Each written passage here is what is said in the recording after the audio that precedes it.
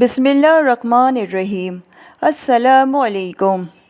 پیش خدمت ہے ایکشن سے بھرپور پراسرار کہانی عمران سیریز کا ناول ڈبل وائٹ۔ مصنف ہے مظہر کلیم ایم اے۔ کہانی کا دوسرا حصہ۔ کار تیزی سے دانش منزل کی طرف دوڑ رہی تھی اور عمران بے حد چوکنا بیٹھا ہوا تھا۔ اس نے تعاقب کا بھی اندازہ لگانا چاہا، لیکن یا تو تعاقب کرنے والے بے حد ذہانت سے تعاقب کر رہے تھے یا واقعی اس کا تعاقب نہیں ہو رہا تھا۔ مائیکل خاموشی سے بیٹھا کار چلا رہا تھا۔ عمران اسے جیسے حکم دیتا وہ اسی طرف چل دیتا۔ ایسا محسوس ہوتا تھا جیسے اس کا کوئی ارادہ یا خواہش نہ ہو اور اس کے اعصاب کی ڈور عمران کے ہاتھ میں ہو۔ پھر اچانک ایک موڑ مڑتے ہی بائیں طرف سے ایک ٹرک انتہائی تیز رفتاری سے کار کی طرف بڑھا۔ صاف ظاہر تھا کہ وہ عمران کی کار کو ٹکر مارنا چاہتا تھا۔ دائیں طرف کاٹو، عمران نے تیزی سے چیختے ہوئے کہا تو مائیکل نے بھی انتہائی پھرتی سے اسٹیئرنگ دائیں طرف کاٹ دیا۔ لیکن دوسرے لمحے عمران نے جو دروازے کے بالکل قریب بیٹھا تھا خطرے کا مکمل احساس کر لیا، کیونکہ دوسری طرف سے بھی ایک ٹرک سڑک بلاک کیے کھڑا تھا۔ مجرموں نے عمران کی کار کا مکمل گھیراؤ کر لیا تھا۔ اب ایک آدھ لمحے کی دیر تھی کہ کار دونوں ٹرکوں کے درمیان کچل کر رہ جاتی اور پھر ساتھ ساتھ ان کے جسموں کے بھی سینکڑوں ٹکڑے ہو جاتے۔ عمران نے برق رفتاری سے دروازہ کھولا اور پھر اس نے کار سے نیچے چھلانگ لگا دی، لیکن جلدی میں اس سے اندازے کی غلطی ہو گئی تھی۔ وہ عین سڑک پر گرا تھا اور چند فٹ دور دو ہیکل ٹرک سڑک کو رونتا ہوا انتہائی تیزی سے چلا آ رہا تھا۔ اگر عمران ایک سیکنڈ کے لیے بھی وہیں سڑک پر پڑا رہتا تو ٹرک اسے کچل کر نکل جاتا۔ عمران گرتے ہی اس طرف سے اچھلا جیسے سڑک اسپرنگ کی بنی ہوئی ہو۔ وہ اچھل کر سڑک سے تھوڑی دور جا گرا اور اسی لمحے ٹرک اسی جگہ سے دندناتا ہوا گزر گیا جہاں ابھی چند سیکنڈ پہلے عمران موجود تھا۔ ٹرک ڈرائیور نے شاید عمران کو گرتے اور اچھلتے دیکھ لیا تھا، چنانچہ اچانک ٹرک میں سے گولیوں کی بوچھاڑ ہونے لگی۔ عمران بھی صورتحال کو سمجھ چکا تھا، اس لیے وہ بھی سانپ کی طرح تڑپا اور دوسرے ہی لمحے وہ فٹ پاتھ کے قریب پڑے ہوئے ایک کوڑے کے ڈرم کی اوٹ میں ہو گیا۔ مائیکل نے شاید کار روک لی تھی۔ ادھر ٹرک بھی بریکوں کی زوردار چیخیں بلند کرتا ہوا کار کے قریب جا کر رک گیا۔ دوسرے لمحے ٹرک کے اندر سے دو تین آدمی ہاتھوں میں ریوالور لیے نیچے اتر آئے۔ عمران نے نظریں دوڑا کے ماحول کا جائزہ لیا تو اس کی پشت پر ایک چھوٹی سی دیوار تھی۔ ارد گرد ایسی کوئی جگہ نہیں تھی جہاں سے وہ اوٹ لے سکتا۔ سڑک سنسان ہونے کی وجہ سے مجرموں کا اس پر مکمل طور پر قبضہ تھا۔ اب ٹرک سے اترنے والے تمام افراد اس کوڑے کے ڈرم کی طرف آہستہ آہستہ بڑھنے لگے جس کے پیچھے عمران چھپا ہوا تھا۔ ان کے ریوالوروں کے رخ عمران کی طرف تھے۔ وہ تمام محتاط انداز میں قدم اٹھاتے ہوئے اس کوڑے کے ڈرم کی طرف آ رہے تھے۔ عمران نے آہستہ سے جیب سے ریوالور نکالا اور پھر اس کا رخ حملہ آوروں کی طرف کر دیا۔ ایک عجیب مگر انتہائی خطرناک پوزیشن ہو گئی تھی۔ مجرم تعداد میں کافی تھے۔ اگر وہ اچھل کر اس دیوار کو پھلانگنے کی کوشش کرتا تو شاید اس کی پشت میں 5-6 تو نہیں، 1-2 سوراخ تو ضرور ہو جاتے، اور اگر وہ اسی طرح کوڑے کے ڈرم کے پیچھے بدستور چھپا رہتا تو حملہ آوروں کے ہاتھوں بزدل چوہے کی مانند پکڑا جاتا۔ ارد گرد ایسی کوئی جگہ نہیں تھی جہاں وہ چھپ سکتا تھا یا اس کی اوٹ لے کر سچویشن کو تبدیل کر سکتا۔ کوڑے کے ڈرم کی طرف آنے والوں کی تعداد تقریباً 10 تھی۔ وہ ایک دائرے کی صورت میں آگے بڑھ رہے تھے۔ عمران کی آنکھیں سانپ کی طرح اپنے ماحول کا جائزہ لے رہی تھی۔ اس کے ریوالور میں صرف 6 گولیاں تھیں اور وہ زیادہ سے زیادہ 6 آدمیوں کو گرا سکتا تھا۔ پھر اس سے پہلے کہ وہ دوبارہ ریوالور لوڈ کرتا اسے آسانی سے مارا جا سکتا تھا۔ اب حملہ آور ڈرم کے کافی قریب پہنچ چکے تھے۔ عمران نے اور کوئی چارہ کار نہ دیکھتے ہوئے اچانک ریوالور کا ٹریگر دبا دیا اور پھر ایک زوردار چیخ بلند ہوئی اور سب سے آگے آنے والا آدمی گھومتا ہوا زمین پر آ گرا۔ اپنے ساتھی کو گرتا دیکھ کر حملہ آوروں کے قدم رک گئے تھے۔ ان کی پوزیشن واقعی خطرناک تھی۔ وہ کھلی جگہ میں تھے جبکہ عمران اوٹ میں تھا۔ عمران نے ان کو سوچنے کا کوئی موقع دیے بغیر ایک بار پھر فائر کھول دیا اور ایک اور آدمی لہراتا ہوا نیچے گر پڑا۔ پھر اس پر گولیوں کی بوچھاڑ ہو گئی اور حملہ آور زمین پر لیٹ کر گولیاں چلانے لگے۔ دوسرے ٹرک سے اترنے والے لوگ بھی ادھر بھاگنے لگے جبکہ عمران ڈرم کی سیدھ میں پیچھے ہٹنے لگا۔ دیوار ڈرم سے تقریباً 4-5 گز دور تھی۔ وہ آہستہ آہستہ پیچھے ہٹتا چلا گیا اور پھر اچانک اس نے پلٹ کر ایک زوردار جمپ لگایا۔ اس کے جمپ لگاتے ہی گولیوں کی تھرتھراہٹ سنائی دی، لیکن زمین پر لیٹے ہوئے حملہ آور سچویشن کا صحیح اندازہ نہ کر سکے اور نہ ہی وہ عمران کو پیچھے ہٹتا محسوس کر سکتے تھے۔ اس لیے اس بار بھی ان کا نشانہ زیادہ تر ڈرم ہی رہا اور عمران ہائی جمپ کا شاندار مظاہرہ کرتے ہوئے دیوار پار کر گیا۔ ایک آدھ گولی اس کے قریب دیوار پر بھی لگی، لیکن وہ صحیح سلامت دوسری طرف جا گرا۔ دیوار کی طرف شاید کوئی کوٹھی زیر تعمیر تھی اور اس کی بنیادیں کھدی ہوئی تھیں اور اس کی تعمیر جاری تھی۔ عمران نیچے گرتے ہی تیزی سے آگے بھاگتا چلا گیا۔ پھر جب تک حملہ آور دیوار کے قریب پہنچتے، عمران ایک دوسری گلی میں داخل ہو چکا تھا۔ مختلف گلیوں سے ہوتا ہوا وہ سڑک پر پہنچ گیا اور پھر جلد ہی ایک خالی ٹیکسی اس سے لیے فلیٹ کی طرف دوڑ رہی تھی اور عمران خاموشی سے بیٹھا صورتحال پر غور کر رہا تھا۔ ایک اہم سوراخ مائیکل کے روپ میں اچانک ہاتھ لگا تھا، مگر وہ بھی ضائع ہو گیا اور اب پھر وہ مکمل اندھیرے میں تھا۔ صدیقی جولیا کا ٹیلی فون سنتے ہی سیدھا بازار میں اس دکان پر پہنچ گیا۔ دکان حسب معمول گاہکوں سے بھری ہوئی تھی اور وہاں ایسے کوئی آثار نہیں نظر آ رہے تھے جس سے صدیقی سمجھ سکتا تھا کہ صفدر کی پراسرار گمشدگی کا راز اس دکان سے متعلق ہے۔ وہ کافی دیر تک مختلف کپڑوں کے ڈیزائن دیکھتا رہا۔ آپ کو کون سا کپڑا چاہیے؟ سیلز مین نے جب صدیقی کو کوئی فیصلہ نہ کر پاتے دیکھا تو آخر اس نے پوچھ ہی لیا۔ صدیقی ایک لمحے کے لیے اس اچانک سوال پر گھبرا گیا اور پھر اس نے جلدی اپنی حالت پر قابو پا لیا۔ ولف ہیئر سوٹنگ، صدیقی نے جواب دیا۔ Wolf hair suiting? Salesman نے حیرت بھرے لہجے میں کہا۔ جی ہاں، بھیڑیے کے بالوں سے بنا ہوا کپڑا، صدیقی نے مسکراتے ہوئے کہا۔ لیکن بھیڑیے کے بالوں سے تو آج تک کوئی کپڑا نہیں بنایا گیا۔ سیلز مین نے شاید اسے مذاق سمجھتے ہوئے ناگوار لہجے میں جواب دیا۔ نہیں، مجھے معلوم ہے کہ آپ کی دکان پر ایسا کپڑا موجود ہے۔ یہ جدید ترین فیشن ہے۔ آپ کا مینیجر کون ہے؟ میں اس سے بات کرتا ہوں، صدیقی نے کہا۔ اس نے اس قسم کے کپڑے کا نام ہی اس لیے بتایا تھا تاکہ مینیجر سے ملنے کا موقع مل سکے، لیکن مینیجر صاحب اس وقت ایک اہم کاروباری میٹنگ میں مصروف ہیں، اس لیے آپ ان سے ملاقات نہیں کر سکتے، سیلز مین نے کہا۔ اس کے چہرے پہ قدرے پریشانی کے آثار ابھر آئے تھے۔ اوکے، کوئی بات نہیں، میں اور کوئی کپڑا لے لیتا ہوں، صدیقی نے کہا۔ وہ سیلز مین کی اس گھبراہٹ پر قدرے مشکوک ہو گیا تھا، چنانچہ وہ اس کاؤنٹر کو چھوڑ کر مینیجر کے آفس کے نزدیکی کاؤنٹر پر چلا گیا جہاں سوتی کپڑے کا اسٹاک موجود تھا۔ سیلز مین ایک لمحے کے لیے گہری نظروں سے دیکھتا رہا، لیکن پھر شاید صدیقی کی لاپرواہی اور بے تعلقی دیکھ کر وہ مطمئن ہو گیا اور دوسرے گاہکوں کی طرف متوجہ ہو گیا۔ صدیقی چند منٹ تک سوتی کپڑوں کے ڈیزائن اور اعلیٰ کوالٹی دیکھتا رہا، پھر اچانک وہ آگے بڑھا اور دوسرے ہی لمحے وہ مینیجر کے آفس کے دروازے کو دھکیلتا ہوا اندر گھس گیا۔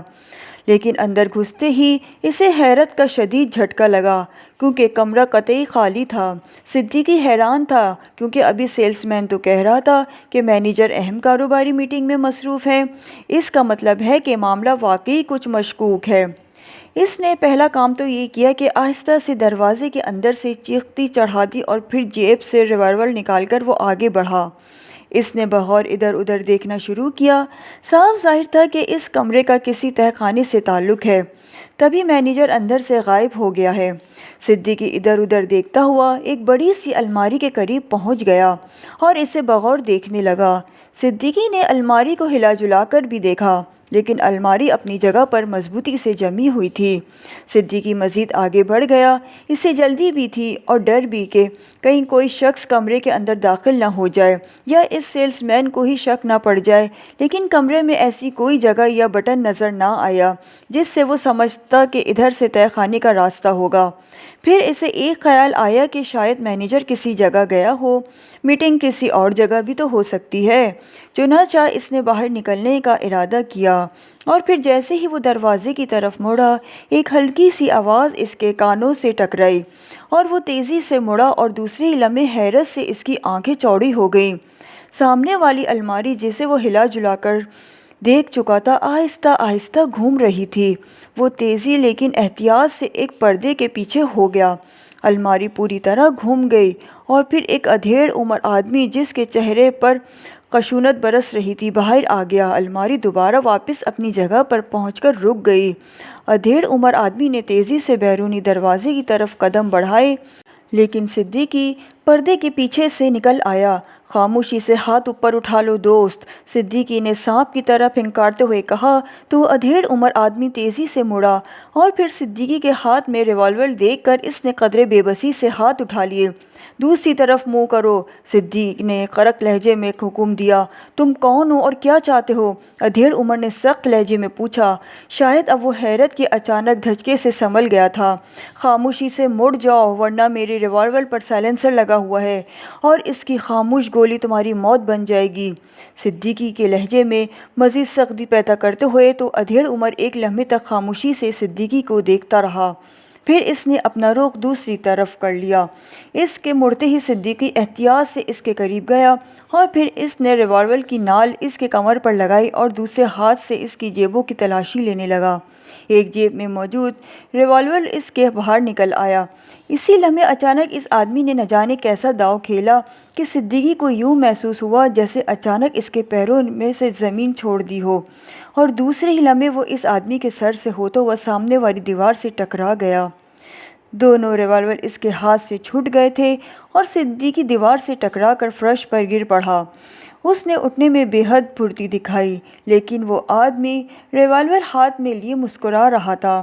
اب تم شرافت سے اپنا ہاتھ اٹھا لو ورنہ، ادھیڑ عمر نے طنزیہ لہجے میں کہا۔ صدیقی نے ایک لمحے کے لیے ادھر ادھر دیکھا۔ اس کا اپنا ریوالور اس سے کافی دور گرا ہوا تھا اور اگر وہ اسے اٹھانے کے لیے چھلانگ لگاتا تو یقیناً اس آدمی کو گولی چلانے کا موقع مل جاتا، چنانچہ اس نے ہاتھ اٹھا لیے۔ اس کونے میں ہو جاؤ، ادھیڑ عمر نے حکم لہجے میں کہا تو صدیقی خاموشی سے بائیں کونے میں چلا گیا اور اس آدمی نے ایک سائیڈ پر ہو کر صدیقی کا ریوالور بھی اٹھا لیا۔ اب بتاؤ تم کون ہو؟ ادھیڑ عمر نے سخت اور انتہائی ترش لہجے میں پوچھا۔ میرا ساتھی کہاں ہے؟ صدیقی نے براہ راست مطلب کے بات کرتے ہوئے پوچھا۔ ساتھی؟ کون سا ساتھی؟ ادھیڑ عمر نے حیران ہوتے ہوئے کہا۔ جو اس دکان میں آ کر گم ہو گیا ہے، صدیقی نے جواب دیا۔ دکان میں آ کر گم ہو گیا ہے؟ کیا مطلب ہے تمہارا؟ تمہارا دماغ تو خراب نہیں ہو گیا؟ ادھیڑ عمر نے حیرت زدہ لہجے میں جواب دیا، لیکن صدیقی کو اس کے لہجے سے اندازہ ہو گیا کہ اس کی حیرت مصنوعی ہے۔ ویسے اس سے اتنا زیادہ اندازہ ہو گیا تھا کہ کمرہ ساؤنڈ پروف ہے، ورنہ اس کے گرنے کے شور سے کوئی نہ کوئی ضرور اندر آ کر دیکھتا کہ اندر کیا ادھم مچا ہوا ہے۔ میرا دماغ خراب نہیں ہوا۔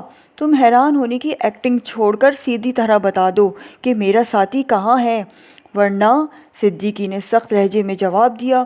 اور اگر نہ بتاؤں تو؟ ادھیڑ عمر نے طنزیہ لہجے میں مسکراتے ہوئے کہا۔ تم صرف اس ریوالور کے بل پر ایسا کہہ رہے ہو، صدیقی نے زہرخند لہجے میں کہا۔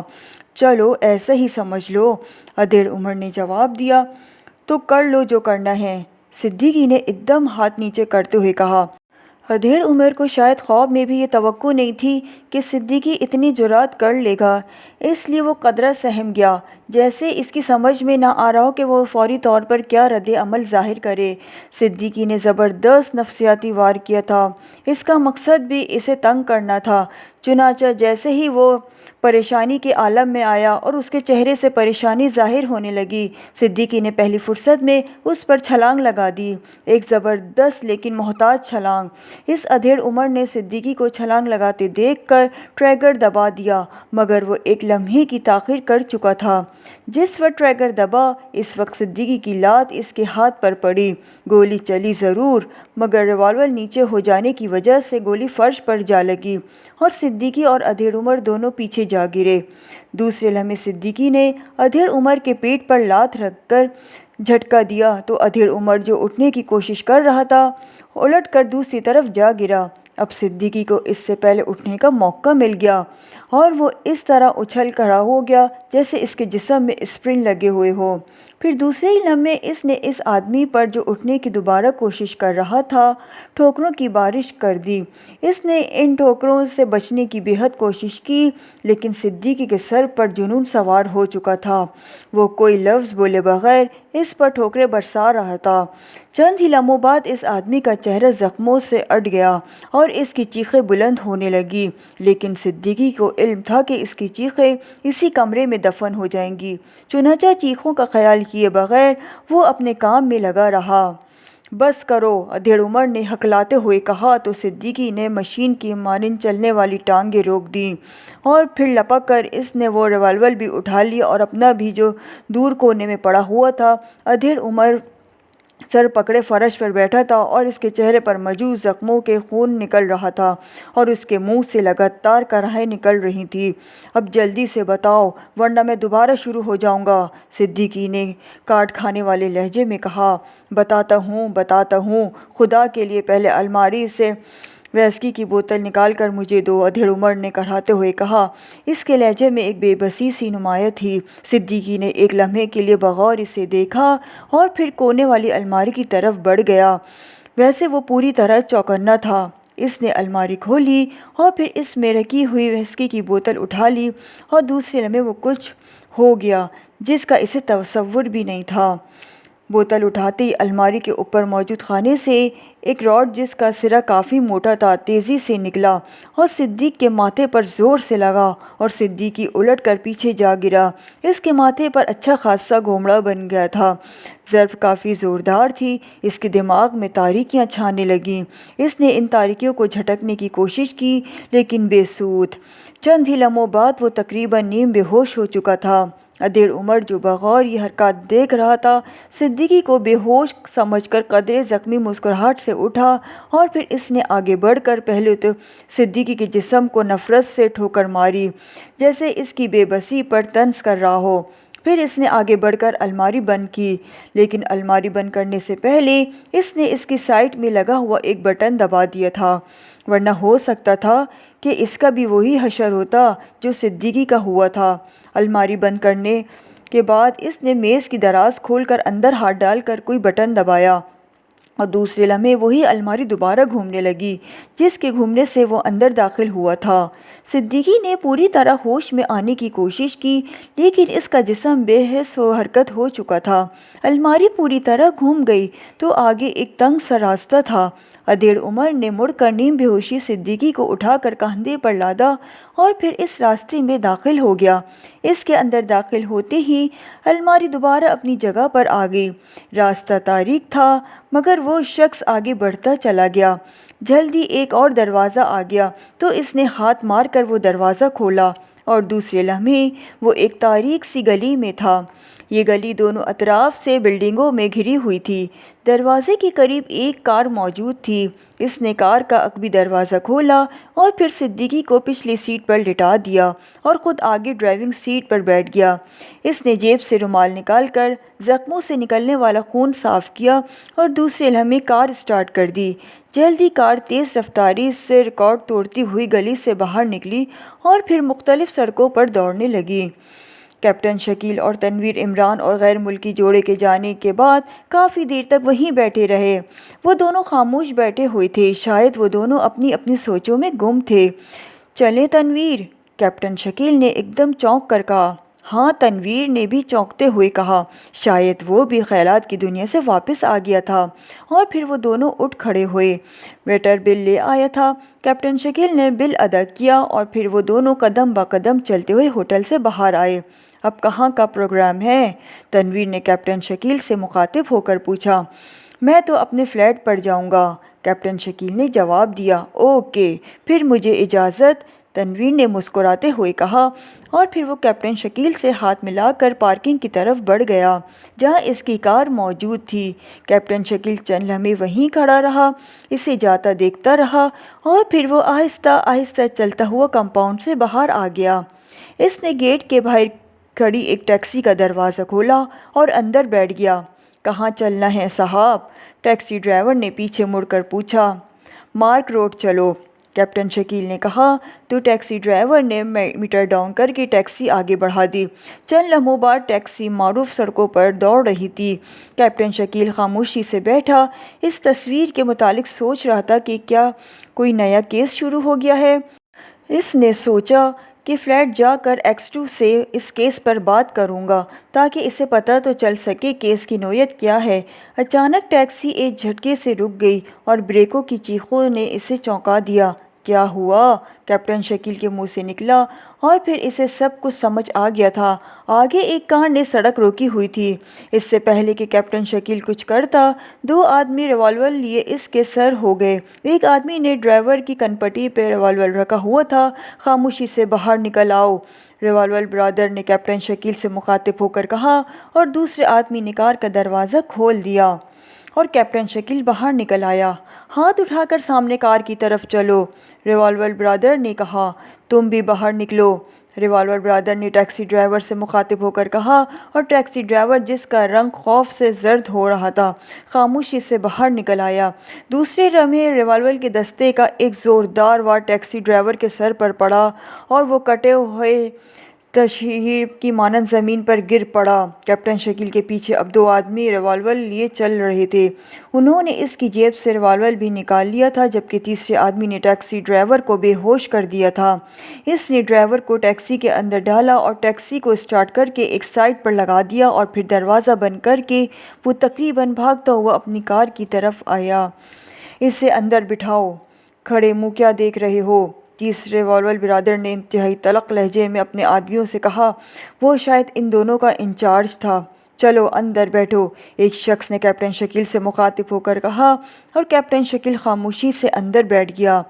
اس کے دونوں طرف وہ دونوں آدمی بیٹھ گئے، جبکہ انچارج نے ڈرائیونگ سیٹ سنبھال لی اور پھر گاڑی نے اسٹارٹ ہو کر ایک ٹرن لیا اور تیز رفتاری سے دوڑتی ہوئی آگے بڑھتی چلی گئی۔ کیپٹن شکیل بڑے مطمئن انداز میں بیٹھا ہوا تھا۔ وہ اگر چاہتا تو ان تین آدمیوں سے نپٹنے کے بہت سے مواقع آئے تھے، مگر وہ یہ دیکھنا چاہتا تھا کہ ان لوگوں کا پروگرام کیا ہے اور وہ اسے کہاں لے کر جانا چاہتے ہیں۔ اس نے سوچا، ہو سکتا ہے ان کے ساتھ جانے سے کوئی نیا سراغ ہاتھ لگ جائے۔ چنانچہ وہ اطمینان سے بیٹھا ہوا تھا۔ کار مختلف سڑکوں سے ہوتی ہوئی ایک سنسان سڑک پر پہنچی تو ڈرائیور نے کار ایک سائڈ پر روک دی۔ اس کی آنکھوں پر پٹی باندھو، ڈرائیونگ سیٹ پر بیٹھے ہوئے شخص نے اپنے ساتھیوں کو حکم دیا اور جیب سے ریوالور نکال کر اس کا رخ کیپٹن شکیل کی طرف کر دیا۔ کیپٹن شکیل کے ساتھ بیٹھے ہوئے آدمیوں میں سے ایک نے جیب سے سیاہ رنگ پٹی نکالی اور پھر کیپٹن شکیل کی آنکھوں پر مضبوطی سے باندھ دی۔ کیپٹن شکیل نے پٹی باندھنے سے پہلے اپنی آنکھیں سختی سے بند کر لی تھی۔ چنانچہ جب اس آدمی نے پٹی باندھ لی اور کار دوبارہ چل پڑی تو اس نے آنکھیں کھولنے کے لیے زور لگایا۔ آنکھیں سختی سے بند ہونے کی وجہ سے آنکھ کے ارد گرد کی کھال سکڑ گئی تھی اور پھر اس پر پٹی بھی انتہائی کس پر باندھی گئی تھی۔ اس لیے جب کیپٹن شکیل نے آنکھ کھولنے کے لیے زور لگایا تو وہ کھال اپنی جگہ واپس پہنچ گئی اور پٹی بھی اس کے ساتھ ہی تھوڑی سی اوپر کھسک گئی۔ اب ایک معمولی سی زوردار چیخ پیدا ہو گئی تھی اور تھوڑی سی کوشش سے وہ بآسانی ادھر ادھر دیکھ سکتا تھا۔ یہ شعبدہ بازوں والا کرتب تھا جو آنکھوں پر پٹی باندھ کر ٹیڑھی لکیر پر چلنا اور کتاب پڑھنا اور پٹی باندھنے کے باوجود سب کچھ دیکھ لینے کا شعبہ کرتے تھے۔ کیپٹن شکیل نے بھی وہی شعبدہ استعمال کیا تھا۔ چنانچہ اب وہ لوگ اس آنکھوں پر پٹی باندھ کر مطمئن ہو گئے تھے، لیکن مقابل میں کیپٹن شکیل تھا، اس لیے وہ بھی اطمینان سے پٹی باندھے سب کچھ دیکھ رہا تھا۔ گاڑی اب مختلف سڑکوں سے گزر رہی تھی اور پھر شباب کالونی کی ایک کوٹھی میں داخل ہو گئی۔ کوٹھی کا نمبر کیپٹن شکیل کے ذہن میں محفوظ ہو گیا۔ کار کو پورچ میں روک کر انہوں نے دروازے کھولے اور پھر کیپٹن شکیل کو بازو سے پکڑ کر باہر نکالا اور پھر وہ اس لیے اندر داخل ہو گئے۔ مختلف کمروں سے گزرتے ہوئے وہ ایک بہت بڑے ہال میں پہنچ گئے۔ اب اس کی پٹی اتار دو، انچارج نے کہا اور پھر کیپٹن شکیل کی آنکھوں سے پٹی اتار دی گئی۔ اس نے 2-3 بار آنکھوں کو یوں جھپکایا جیسے اب تک اس کی آنکھیں بند ہو رہی ہوں۔ ہال میں انتہائی تیز روشنی تھی۔ یہ روشنی چھت کے مرکزی حصے سے نکل رہی تھی اور پھر کیپٹن شکیل نے جب ادھر ادھر دیکھا تو وہ یہ دیکھ کر حیران رہ گیا کہ ہال قطعی طور پر فرنیچر سے خالی تھا۔ کیپٹن شکیل کمرے کا جائزہ لے رہا تھا کہ اچانک سامنے والی دیوار پہ ایک دروازہ کھلا اور ایک نقاب پوش جس کا نقاب سنہرے رنگ کا تھا اور نقاب پر بچھو کی تصویر بنی ہوئی تھی اندر داخل ہوا۔ کیپٹن شکیل اسے بغور دیکھنے لگا۔ اس کے جسم کے ارد گرد نامعلوم شعاعوں کا حلقہ موجود تھا۔ یہ نفشی رنگ کی شعاعیں تھیں جو اس کے جسم کے ارد گرد کراس بناتی ہوئی گھوم رہی تھیں۔ یہ کون ہے؟ نقاب پوش نے کھڑکھڑاتی ہوئی آواز میں کہا۔ ایسا محسوس ہوتا تھا جیسے آواز کسی مشین سے نکل رہی ہو۔ باس، یہ اس آدمی کا ساتھی ہے جو مائیکل کو اغوا کر لے جا رہا تھا، انچارج نے مؤدبانہ لہجے میں کہا جو سر جھکائے کھڑا تھا۔ کیسے معلوم ہوا؟ نقاب پوش نے بدستور کھڑکھڑاتی ہوئی آواز میں پوچھا۔ باس، نمبر 11 نے رپورٹ دی تھی کہ اس آدمی نے ٹیلی فون کر کے اسے بلایا تھا اور پھر جاتے جاتے وہ انہیں اشارہ بھی کر گیا تھا، انچارج نے تفصیل سے جواب دیتے ہوئے کہا۔ اس کا مطلب یہ ہے یہ تعداد میں زیادہ تھے؟ نقاب پوش نے چونک کر پوچھا۔ یس باس، اس کا ایک ساتھی بھی ہے جس پر گینگ نمبر 6 متعین تھا، انچارج نے جواب دیا۔ اس سے پہلے کہ نقاب پوش کچھ کہتا، اچانک کمرے میں ایک ہلکی سی سیٹی کی آواز سنائی دی تو نقاب پوش تیزی سے ایک ستون کی طرف بڑھا اور پھر ستون پر لگے ہوئے کافی بڑے سوئچ بورڈ پر ایک سرخ رنگ کا بٹن دبایا۔ سیٹی کی آواز آنا اب بند ہو گئی تھی۔ دوسرے لمحے سائڈ کا ایک دروازہ کھلا اور 3 آدمی اندر داخل ہوئے۔ کیپٹن شکیل یہ دیکھ کر چونک پڑا کہ ان میں سے ایک آدمی کا کاندھے پر تنویر لدا ہوا تھا، جس کا مطلب تھا تنویر بے ہوشی کی حالت میں ہے۔ اس آدمی نے تنویر کو لا کر کیپٹن شکیل کے پاس لٹا دیا اور پھر کھڑے ہو کر مؤدبانہ انداز میں سر جھکا دیا۔ کیا یہ اس کا ساتھی ہے؟ نقاب پوش نے پوچھا۔ یس باس، آنے والوں میں سے ایک نے جواب دیا۔ ٹھیک ہے، اب سوائے نمبر 20 کے باقی سب جاؤ، نقاب پوش نے تحکمانہ لہجے میں کہا۔ پھر وہ انچارج جو کیپٹن شکیل کے کار کا ڈرائیور تھا وہ وہیں رہ گیا اور باقی سب لوگ واپس چلے گئے۔ نمبر 20 ان لوگوں کے جانے کے بعد نقاب پوش کے انچارج سے مخاطب ہو کر کہا۔ یس باس، نمبر 20 نے مؤدبانہ لہجے میں جواب دیا۔ تم اس سے پوچھ گچھ کرو اور مجھے رپورٹ دو۔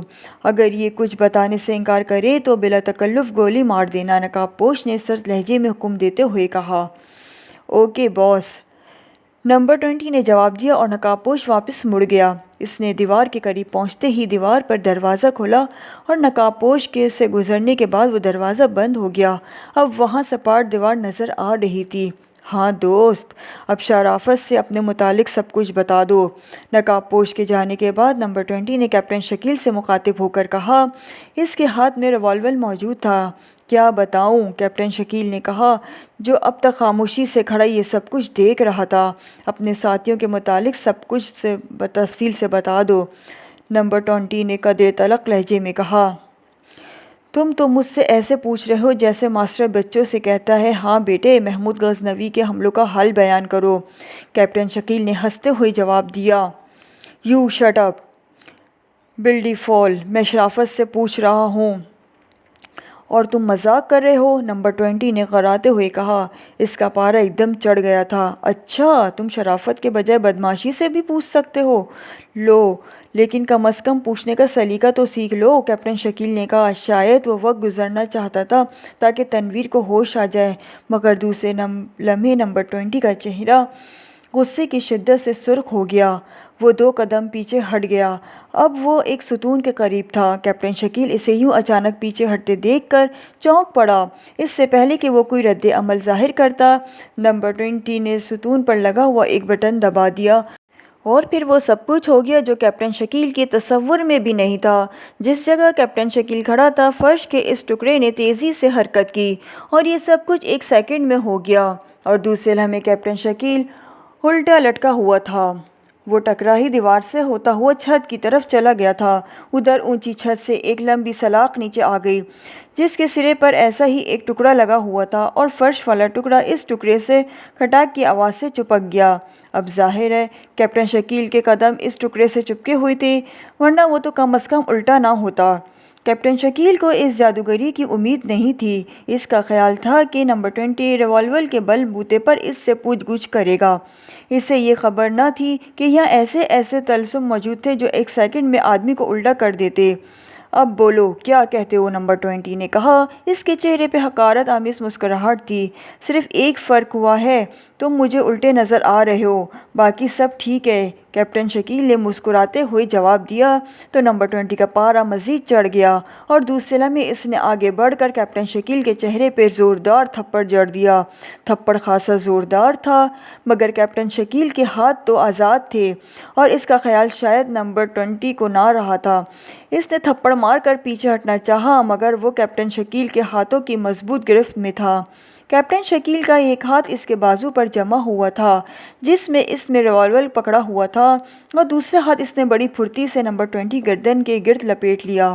نمبر 20 نے بازو اور گردن چھڑانے کی بہت کوشش کی، لیکن کیپٹن شکیل جو شاید اس موقع کے لیے ہی نمبر 20 کو زچ رہا تھا، یوں آسانی سے اسے کیسے نکلنے دیتا۔ چنانچہ کیپٹن شکیل نے بھی اپنا پورا زور لگا دیا۔ ویسے اس کا زیادہ زور اس بات پر تھا کہ کسی طرح نمبر 20 کا وہ بازو اونچا کرے جس میں اس نے ریوالور پکڑا ہوا تھا۔ چنانچہ چند لمحوں کی جان توڑ کوشش کے بعد وہ اپنے مقصد میں کامیاب ہو گیا۔ ہاتھ اونچا ہوتے ہی کیپٹن شکیل نے بازو ایک دم چھوڑ کر ریوالور پر ہاتھ ڈال دیا اور پھر ایک جھٹکے سے ریوالور اس کے ہاتھ میں تھا، مگر اس نے پرواہ نہ کی اور اب ریوالور اس کے ہاتھ میں تھا۔ اس نے ایک دم اس کی گردن چھوڑی اور نمبر 20 دھکا دے کر نیچے گرا۔ اب سیدھی طرح وہ بٹن آف کر دو ورنہ میں گولی مار دوں گا، کیپٹن شکیل نے انتہائی تلخ لہجے میں کہا۔ تو نمبر 20 اٹھ کھڑا ہوا۔ جلدی کرو، میں صرف 3 گنوں گا، کیپٹن شکیل نے غراتے ہوئے کہا اور نمبر 20 آہستہ آہستہ اس ستون کی طرف بڑھا۔ خبردار اگر اور کوئی بٹن دبانے کی کوشش کی تو، کیپٹن شکیل نے اسے وارننگ دیتے ہوئے کہا۔ تو نمبر 20 نے ایک لمحے کے لیے سوچا اور پھر دوسرے لمحے بٹن آف کر دیا۔ ایک جھٹکا لگا اور کیپٹن شکیل دوبارہ اپنی جگہ پر موجود تھا، لیکن اس مرتبہ چونکہ فرش کے اس ٹکڑے نے اس کے قدم چھوڑ دیے تھے، اس لیے وہ کھڑا نہ رہ سکا اور نیچے گر پڑا، مگر ریوالور اس کے ہاتھوں سے نہیں چھوڑا تھا۔ کیپٹن شکیل کے گرتے ہی نمبر 20 نے اس پر چھلانگ لگا کر کیپٹن شکیل کو پھرتی میں ڈال دیا اور پھر نمبر 20 پورے زور سے فرش پر جا ٹکرایا۔ دوسرے لمحے کیپٹن شکیل پھرتی سے اٹھ کھڑا ہوا۔ کھڑے ہو جاؤ نمبر 20، کیپٹن شکیل نے غراتے ہوئے کہا۔ تو نمبر 20 بے بسی سے کھڑا ہو گیا۔ ہاتھ اٹھا لو، کیپٹن شکیل نے تلخ لہجے میں کہا۔ تو نمبر 20 نے اس کے حکم کی تعمیل کر دی۔ اب اس کے پاس اس کے علاوہ چارہ ہی کیا تھا؟ چلو آگے بڑھیں اور اسی ٹکڑے پر کھڑے ہو جاؤ، کیپٹن شکیل نے تحکمانہ لہجے میں کہا، لیکن نمبر 20 متعصب کے آثار چہرے پر لیے کھڑا رہا۔ جلدی کرو ورنہ، کیپٹن شکیل نے غراتے ہوئے کہا اور نمبر 20 2 قدم آگے بڑھ گیا، مگر کیپٹن شکیل کے ذہن میں وہ جگہ محفوظ تھی، اس لیے وہ نمبر 20 کا مطلب سمجھ گیا تھا۔ وہ ابھی اس ٹکڑے سے 1-2 قدم پیچھے تھا۔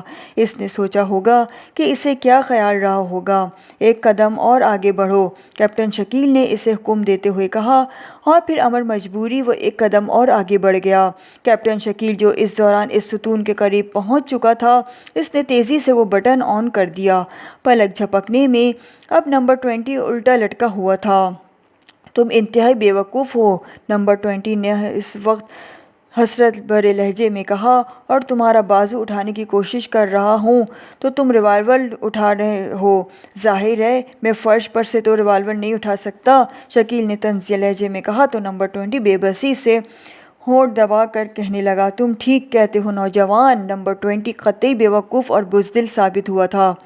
اچانک ہال میں نقاب پوش کی آواز گونجی اور پھر کیپٹن شکیل کے ساتھ ساتھ نمبر 20 بھی چونک پڑا۔ اس کا چہرہ ہلدی کی طرح زرد ہو گیا تھا۔ باس، میں معافی چاہتا ہوں، نمبر 20 کے حلق سے گھسیٹتی سی آواز نکلی۔ مجھے بے وقوف آدمیوں سے کوئی دلچسپی نہیں ہے، اس لیے تمہارا نمبر خالی ہونا چاہیے، نقاب پوش نے کہا، جبکہ کیپٹن شکیل ہونٹوں کی طرح چاروں طرف دیکھ رہا تھا۔ نقاب پوش کی آواز کمرے کے ہر کونے سے نکلتی ہوئی محسوس ہو رہی تھی اور پھر وہ ایک دم چونک کر اچھل پڑا، کیونکہ اچانک چھت ایک پر پھوار سی نکلی اور اس کا ٹارگٹ نمبر 20 ہی تھا۔ دوسرے لمحے نمبر 20 کے کپڑوں میں آگ بھڑک اٹھی اور وہ جلنے لگا۔ کیپٹن شکیل سے منظر دیکھا نہ گیا اور اس نے بٹن آف کر دیا۔ اب کچھ نہیں ہو سکتا نوجوان، اس کی یہی سزا ہے۔ نقاب پوش نے قہقہے کی آواز سنائی دی۔ واقعی بٹن بند کرنے کے بعد بھی کوئی اثر نہ ہوا اور نمبر 20 ویسے ہی الٹا لٹکا ہوا زندہ جل رہا تھا۔ اس کی چیخیں بڑی بھیانک تھیں۔ کیپٹن شکیل نے اسے گولی مارنے کے لیے ہاتھ اٹھایا۔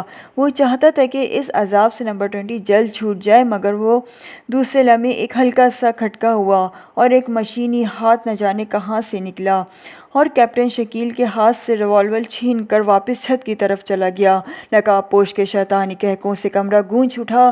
اب نمبر 20 کی چیخیں مدھم پڑ چکی تھیں۔ اس کا پورا جسم شعلہ بنا ہوا تھا اور وہ بری طرح تڑپ رہا تھا، اور پھر اس کی نازائی چیخوں کے ساتھ نقاب پوش کی شیطانی قہقہوں نے مل کر ایسا ماحول پیدا کر دیا تھا کہ کیپٹن شکیل جیسے آدمی کو بھی جھرجھری سی آ گئی۔ چند لمحوں بعد نمبر 20 کی چیخیں ختم ہو گئیں۔ وہ مر چکا تھا۔ پھر اچانک ایک کھٹکا ہوا اور جس جگہ نمبر 20 کھڑا تھا وہاں کا فرش ہٹ گیا، اور دوسرے لمحے اس ٹکڑے سے نمبر 20 کے قدم چھوٹ گئے اور وہ فرش میں بنے ہوئے خلا میں گم ہو گیا۔ ایسا محسوس ہوتا تھا جیسے وہ ایک شعلہ تھا جو زمین میں اترتا چلا گیا۔ کیپٹن شکیل کو اس کے گرنے کی آواز سنائی نہ دی۔ اس نے محسوس کیا جیسے نیچے کوئی گہرا کنواں ہے، اور پھر فرش برابر ہو گیا تھا، اور پھر ایک کھٹکے سے وہ ٹکڑا بھی اپنی جگہ پر دوبارہ چسپاں ہو گیا۔ تنویر اس دوران ہوش میں آ چکا تھا۔ وہ خاموشی اور خوف سے اس تمام منظر کو دیکھ رہا تھا۔ تم بھی کھڑے ہو جاؤ نوجوان، تمہیں بھی یہ منظر دیکھ کر ہوش آیا ہے شاید، نقاب پوش نے تنویر سے مخاطب ہو کر کہا۔ اس وقت کیپٹن شکیل کو احساس ہوا کہ تنویر کو بھی ہوش آ چکا ہے۔ اس نے چونک کر تنویر کی طرف دیکھا تو تنویر خاموشی سے اٹھ کھڑا ہوا۔ ہاں دوست، تم دونوں اب جلدی سے بتا دو کہ تم لوگ کون ہو، اپنے بارے میں تمام تفصیلات جلد از جلد بتا دو، ورنہ ہو سکتا ہے تمہارا انجام بھی نمبر 20 سے بھی عبرت ناک ہو۔ نقاب پوش کی آواز میں نرمی اور سختی کا عجیب سا ملان تھا۔ ایسا محسوس ہو رہا تھا جیسے کوئی بھڑیا پیار کی باتیں کر رہا ہو۔ یہ تفصیل چاہتے ہو؟ کیپٹن شکیل نے اطمینان سے جواب دیا، کیونکہ اب وہ کافی سنبھل چکا تھا۔ اپنے متعلق ہر تفصیل۔ نقاب پوش کی کرخت آواز گونجی۔ میرا نام شکیل ہے اور میں ایک تجارتی فرم میں ملازم ہوں، کیپٹن شکیل نے اپنا تعارف کراتے ہوئے کہا۔ لیکن تم مائیکل کے پیچھے کیوں لگے تھے؟ نقاب پوش نے سخت لہجے میں کہا۔ مائیکل؟ کون مائیکل؟ میں کسی مائیکل کو نہیں جانتا اور نہ کسی آدمی کے پیچھے لگا ہوں، کیپٹن شکیل نے سخت لہجے میں جواب دیتے ہوئے کہا۔ تم نے ہوٹل سے باہر آ کر ایک آدمی کو فون کیا تھا، اور پھر جب وہ آدمی ہوٹل کے ہال میں داخل ہوا تھا تو تم نے اسے اشارے سے بتلایا کہ مطلوبہ آدمی کون ہے، نقاب پوش نے تفصیل بتلاتے ہوئے کہا۔ جہاں تک فون کا تعلق ہے تو میں نے فون اپنے ملازم کو کیا تھا کھانے کی ہدایت دینے کے لیے، اور رہی کسی کو اشارہ کرنے کی بات تو میں نہیں جانتا کہ تمہیں یہ کوئی غلط فہمی کیسے ہو گئی کہ میں نے کسی کو اشارہ کیا تھا، کیپٹن شکیل نے جواب دیا۔ اس کا مطلب ہے کہ تم مجھے ڈوز دینے کی کوشش کر رہے ہو، نقاب پوش نے گرجتے ہوئے لہجے میں کہا۔ جیسا بھی تم سمجھو، کیپٹن شکیل نے لاپرواہی سے جواب دیا۔ اچھا یہ بتلاؤ یہ تمہارا ساتھی کون ہے اور کیا کرتا ہے، نقاب پوش نے تنویر کے متعلق پوچھتے ہوئے کہا۔ میں نہیں جانتا یہ کون ہے، وہیں ہوٹل میں ملاقات ہوئی تھی اور وہیں ختم ہو گئی، کیپٹن شکیل نے جواب دیا۔ ٹھیک ہے، تمہیں ابھی عبرت نہیں ہوئی۔ جب میں اپنے آدمی کا یہ حشر کر سکتا ہوں تو تمہارا حشر تو اس سے بھی زیادہ عبرت ناک ہوگا۔ ابھی تم اب سب کچھ اپنی زبان سے بتلا دو گے، نقاب پوش نے کڑک لہجے میں کہا، اور پھر ایک دم وہاں خاموشی سی چھا گئی جیسے چلتی ہوئی مشین رک جاتی ہو۔ کیپٹن شکیل نے تنویر کی طرف دیکھا۔ دونوں کی آنکھوں میں الجھن کے تاثرات تھے کہ نہ جانے اب نقاب پوش ان کے ساتھ کیا سلوک کرے گا، مگر وہ دونوں چوکنے تھے۔ تقریباً 5 منٹ اسی طرح خاموشی سے گزر گئے اور کچھ بھی نہ ہوا۔ یہ خاموشی اب ان کے اعصاب پر چھانے لگی تھی۔ کیپٹن شکیل نے تنویر کو آنکھ سے مخصوص اشارہ کیا، جس کا مقصد یہ تھا کہ یہاں سے اب بھاگ جانے کی کوشش کرنی چاہیے، اور تنویر نے اس بات میں جواب دیا۔ کیپٹن شکیل نے بغور ادھر ادھر دیکھا، لیکن ہال چاروں طرف سے بند تھا، کوئی دروازہ نظر نہیں آ رہا تھا۔ اس نے ایک نظر ستون پر لگے ہوئے مختلف بٹنوں کی طرف دیکھا، اور پھر اسے خیال آیا کہ تمام بٹن دبا کر دیکھنا چاہیے، لیکن اسے علم تھا کہ وہ اپنی آنکھوں سے دیکھ چکا تھا کہ یہ ہال طلسم کدہ ہے، ہو سکتا ہے کوئی غلط بٹن دب جانے سے وہ پھنس جائے، اس لیے اس نے رسک لینے کا ارادہ فی الحال ملتوی کر دیا۔ پھر اچانک اسے ایک خیال آیا کہ نقاب پوش جس ستون کے قریب کھڑا تھا وہاں اس نے ایک بٹن دبا کر وہ دروازہ نمودار کیا تھا جس سے اس کے آدمی تنویر کو لے کر اندر داخل ہوئے تھے۔ وہ محتاط قدم اٹھاتا ہوا اس ستون کے قریب پہنچا اور پھر اس نے اندازے سے ڈرتے ڈرتے ایک بٹن دبا دیا جس کا رد عمل اس کے خیال کے مطابق ہوا۔ سامنے والی دیوار میں ایک دروازہ نمودار ہو گیا تھا۔ دروازہ نمودار ہوتے ہی کیپٹن شکیل اور تنویر جھپٹ کر دروازے کی طرف بڑھے اور پھر جیسے ہی وہ دروازے کے قریب پہنچے ایک ہلکا سا کھٹکا ہوا اور دروازہ دوبارہ غائب ہو گیا اور وہ دونوں دیوار سے ٹکرا کر رہ گئے اور پھر ہال دو زوردار قہقہوں سے گونج اٹھا۔ نقاب پوش ان کے ساتھ چوہے بلی کا کھیل کھیل رہے تھے۔ ایک مرتبہ پھر کوشش کرو، نقاب پوش نے طنزیہ لہجے میں کہا، مگر کیپٹن شکیل خاموش رہا جبکہ تنویر سے برداشت نہ ہو سکا اور اس نے نقاب پوش کو کوسنا شروع کر دیا اور پھر وہ کچھ ہو گیا جو نہیں ہونا چاہیے تھا۔ ایک ہلکا سا کھٹکا ہوا اور پھر چھت سے کیپٹن شکیل اور تنویر پر ایک پھوار سی پڑی اور دونوں کے کپڑوں کو آگ لگ گئی۔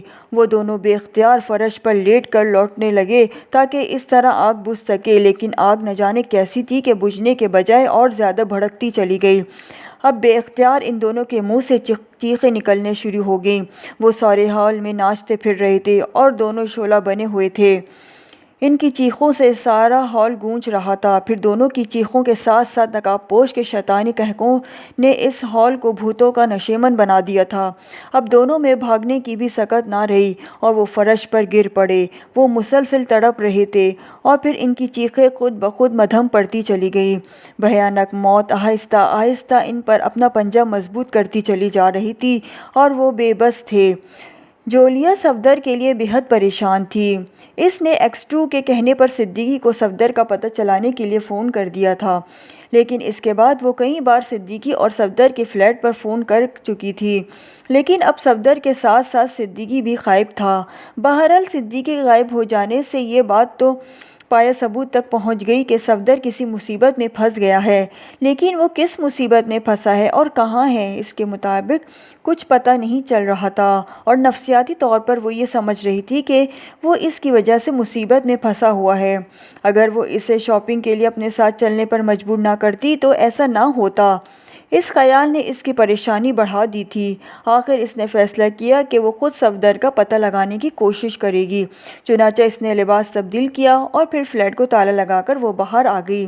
جلد ہی اس نے ایک خالی ٹیکسی مل گئی۔ نیو مارکیٹ چلو، جولیا نے ٹیکسی ڈرائیور سے کہا اور ٹیکسی تیزی سے آگے بڑھ گئی۔ جولیا اب بھی صفدر اور صدیقی کے متعلق ہی سوچ رہی تھی۔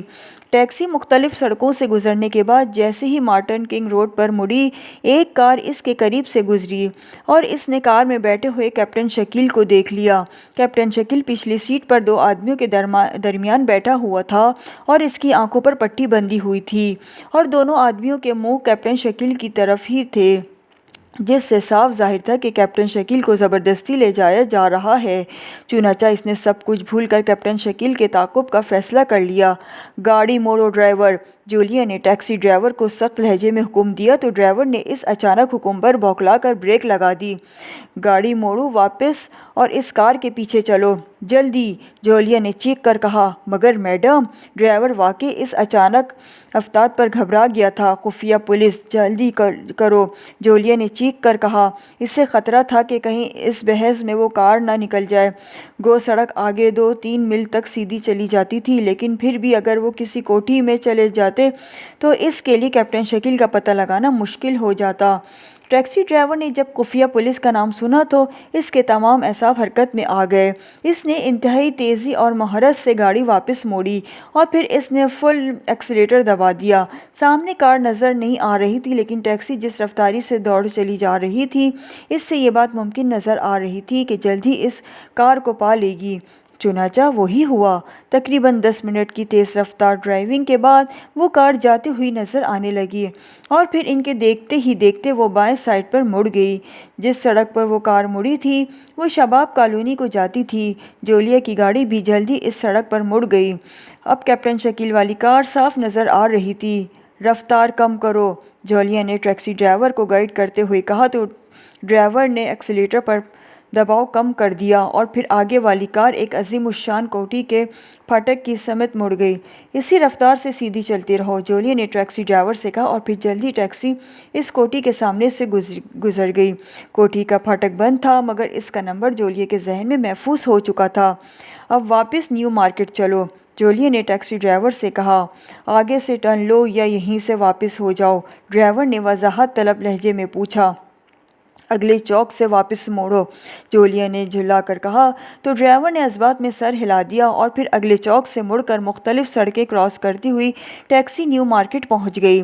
ایک سائٹ پر جولیا نے ٹیکسی رکوائی اور میٹر کے مطابق کرایہ ادا کر کے اس نے کچھ ٹپ بھی دے دی۔ ٹیکسی ڈرائیور ٹپ لے کر خوش ہو گیا، شاید اسے کسی خفیہ پولیس کی عورت سے کرایے کی بھی امید نہیں تھی، اور کہاں کرایے کے ساتھ انعام بھی مل گیا تو اس کے دانت نکال لیے، مگر جولیا نے اس کے سرخ رنگ کے لتھڑے ہوئے دانتوں کی طرف دیکھا، پھر گوارا نہ کیا اور تیز تیز قدم اٹھاتی ہوئی آگے بڑھ گئی۔ جلدی اسے نیو مارکیٹ کے درمیان ایک ریسٹورنٹ کے باہر پبلک فون بوتھ نظر آ گیا۔ بوتھ خالی تھا۔ اس نے اندر داخل ہو کر دروازہ بند کیا اور پھر سکہ ڈال کر اس نے ایک ریسیور اٹھایا اور X2 کے نمبر ڈائل کرنے کی کوشش کر دی۔ جلدی رابطہ مل گیا۔ Hello, Julia speaking. رابطہ ملتے ہی جولیا نے مؤدبانہ لہجے میں کہا۔ X2 دوسری طرف سے X2 کی سپاٹ آواز اس کے کانوں سے ٹکرائی۔ چیف، میں صفدر کا پتہ کرنے کے لیے فلیٹ سے نکلی تھی کہ راستے میں نے ایک کار کو چیک کیا جس میں کیپٹن شکیل کو اغوا کر کے لے جایا جا رہا تھا۔ جولیا نے ایک ہی سانس میں پوری تفصیل بتلاتے ہوئے کہا۔ اغوا کر کے؟ X2 کے لہجے میں حیرت جھلک رہی تھی۔ جی ہاں، اس کی آنکھوں پر پٹی بندھی ہوئی تھی، جولیا نے جواب دیتے ہوئے کہا۔ اوکے، رپورٹ مکمل کرو، X2 نے دوبارہ سپاٹ لہجے میں حکم دیا۔ چیف، میں نے اس کا تعاقب کیا تو وہ کار شباب کالونی کی کوٹھی نمبر 314 میں چلی گئی، جولیا نے رپورٹ دیتے ہوئے کہا۔ تم اب کہاں سے فون کر رہی ہو؟ دوسری طرف سے X2 نے پوچھا۔ میں نیو یارک مارکیٹ سے ایک پبلک بوتھ سے فون کر رہی ہوں، چیف۔ تعاقب کے بعد بھی میں سیدھی نیو مارکیٹ آ گئی تھی، جولیا نے مؤدبانہ لہجے میں کہا۔ اوکے، میں ابھی عمران کو کیپٹن شکیل کا پتہ کرنے کے لیے بھیجتا ہوں۔ صفدر یا صدیقی کا کوئی فون آیا ہے؟ X2 نے پوچھا۔ نہیں، چیف، اسی لیے تو تشویش ہوئی تو میں خود پتہ کرنے کے لیے نکل پڑی، جولیا نے جواب دیتے ہوئے کہا۔ اوکے، تم ان کے متعلق کچھ معلوم کرنے کی کوشش کرو اور اگر کوئی کلیو مل جائے تو مجھے فوراً فون کر دینا، X2 نے کہا۔ اوکے چیف، جولیا نے کہا اور پھر رابطہ ختم ہو گیا تو جولیا نے ریسیور ہیک سے لٹکا دیا اور پھر دروازہ کھول کر وہ بوتھ سے باہر نکل آئی۔ اس نے ایک لمحے کے لیے ادھر ادھر نظر دوڑائی اور پھر اس دکان کی طرف چل پڑی جہاں صفدر گم ہوا تھا۔ اس نے دکان میں داخل ہونے کی کوشش نہ کی اور سامنے سے گزرتی چلی گئی۔ دکان میں حسب دستور کافی رش تھا۔ ایک لمحے کے لیے اسے خیال آیا کہ اندر جا کر پوچھ گچھ کرے، لیکن پھر اچانک اس کے ذہن میں ایک خیال آیا اور وہ سامنے سے ہو کر اس بلڈنگ کے ختم ہونے تک بڑھتی چلی گئی اور پھر بلڈنگ کے اختتام پر ایک چھوٹی سی گلی کے اندر داخل ہو کر بلڈنگ کی پشت پر آ گئی، اور پھر اس کا اندازہ صحیح نکلا۔ یہ گلی کافی چوڑی تھی اور اس کے اندازے کے عین مطابق اس دکان کے عقب میں ایک چھوٹا سا دروازہ تھا اور اس دروازے کے سامنے ایک سفید رنگ کی کار موجود تھی۔ اس نے ادھر ادھر دیکھا اور پھر سب سے پہلے احتیاطاً اس نے کار کا نمبر نوٹ کر لیا۔ نمبر ذہن نشین کر کے جولیا آگے بڑھی تو دکان کا عقبی دروازہ کھلا ہوا تھا۔ وہ خاموشی سے آگے بڑھتی چلی گئی اور پھر جب وہ دروازے کے اندر داخل ہوئی تو ایک لمبی لیکن قطعی تاریک راہداری تھی۔ راہداری میں اتنی تاریکی تھی کہ کچھ محسوس نہیں ہوتا رہا۔ یہ راہداری کتنی طویل ہے؟ جولیا دروازے میں کھڑی یہ سوچ رہی تھی کہ وہ آگے بڑھے یا نہیں، کیونکہ کھلے دروازے سے اسے اندازہ ہو رہا تھا کہ جو شخص اندر داخل ہوا ہے وہ ابھی واپس آئے گا، ورنہ وہ دروازہ کھلا نہ چھوڑ جاتا، اور ایسا نہ ہو کہ وہ ابھی راستے میں ہی ہو اور وہ آ جائے، وہ اسی طرح وہ پھنس کر رہ جاتی اور پھر نہ جانے کیا چکر ہو۔ آیا یہ لوگ صفدر کے معاملے سے متعلق ہیں بھی یا نہیں، اس سے کچھ اندازہ نہیں تھا۔ آخرکار اس نے فیصلہ کیا کہ یہ رسک نہیں لینا چاہیے، چنانچہ وہ دروازے کے قریب راہداری کے اندر ہی ایک کونے میں چھپ کر کھڑی ہو گئی۔ تقریباً 5 منٹ بعد اچانک راہداری کے دروازے سرے پر روشنی کا دھبا نمودار ہوا۔ اس روشنی کے نمودار ہونے سے جولیا کو اندازہ ہوا کہ راہداری کتنی طویل ہے۔ یہ شاید دوسرے سرے کا دروازہ کھلنے سے ہلکی سی روشنی پیدا ہوئی تھی۔ اس ہلکی سی روشنی میں سے ایک سایہ راہداری میں داخل ہوتا نظر آیا اور پھر یہ روشنی دوبارہ تاریکی میں مدھم ہو گئی اور دوسرے سرے کا دروازہ بند ہو گیا۔ اب جولیا کو فکر ہو گئی کہ اس آدمی کی نظروں میں آئے بغیر وہ کس طرح راہداری سے باہر نکل سکتی تھی تاکہ کار کا تعاقب کر سکے، مگر اب مسئلہ یہ تھا کہ اگر وہ دروازے سے باہر نکلتی تو دروازے کی طرف بڑھتا ہوا آدمی اسے فوراً دیکھ لیتا۔ اب قدموں کی آوازیں بھی گونجنا شروع ہو گئی تھیں، چنانچہ جولیا نے اس آدمی سے پہلے باہر نکلنے کا ارادہ ملتوی کر دیا اور وہ وہیں کونے میں مزید سکڑ گئی۔ قدموں کی تیز آوازیں اب لمحہ بلمحہ نزدیک آتی جا رہی تھیں اور پھر راہداری میں چلنے والے آدمی کا یہ سایہ اسے نظر آنے لگ گیا، اور پھر ایک چھوٹے جسم کا اوسط قد کا آدمی تھا اور وہ تیزی سے قدم بڑھاتا ہوا دروازے کی طرف آ رہا تھا۔ جولیا دروازے کے قریب ہی اندھیرے میں دیوار سے ٹیک لگائے کھڑی تھی۔ وہ آدمی آہستہ آہستہ نزدیک آتا چلا جا رہا تھا، قدم بہ قدم اور لمحہ بہ لمحہ، اور پھر وہ اس کے سامنے سے گزرتا ہوا آگے بڑھ گیا۔ اسے جولیا کی وہاں موجودگی کا احساس تک نہ ہوا اور پھر وہ دروازے سے باہر نکل گئی۔ اس شخص کے باہر نکلتے ہی اچانک کھٹاک سے دروازہ بند ہو گیا۔ اب راہداری مکمل طور پر تاریکی تھی۔ جولیا لپک کر آگے بڑھی اور پھر اس نے دروازہ کھولنے کی بے حد کوشش کی، لیکن دروازہ مضبوطی سے بند تھا۔ پھر اس کے کانوں میں کار سٹارٹ ہونے کی ہلکی سی آواز سنائی دی اور پھر آہستہ آہستہ یہ آواز معدوم ہوتی چلی گئی۔ اب جولیا اس تاریک سرنگ نما راہداری میں پھنس کر رہ گئی۔ اس نے دروازہ کھولنے کی بے حد کوشش کی، لیکن اسے ایسا کوئی ذریعہ نہ مل سکا جس سے دروازہ کھل سکتا۔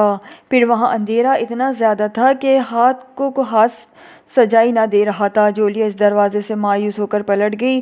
اب وہ چاہتی تھی کہ راہداری پار کر کے وہ دوسرا دروازہ کھول کر دکان میں داخل ہو جائے۔